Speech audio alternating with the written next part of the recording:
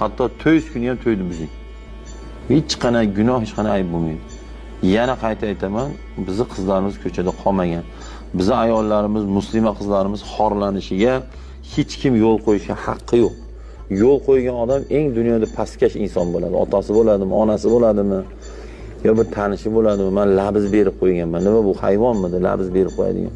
Men labz berib qo'yganman. Bo'ldi, beraman deb qo'yganman deydi. Yo tog'asi aytadi, yo amakisi aytadi, yo dadasi, yo onasi aytadi. Men beraman deb qo'yganman. Men seni bolang-ku. Bir nima deydi? Dunyoviy manfaatni deb, obro'ni deb turib bolasini baxtsiz qiladi. Umuman xohlamaydiganga qizini beradi, xohlamaydigandan qiz oladi. Nima tagida bitta dunyoviy manfaat foyda yotgan bo'ladi. Ha, bularni bir-birini ko'ngliga ham qarash kerak. Bu yoqdimi bir-biriga? Shunga tegasanmi, shuni olasanmi deb.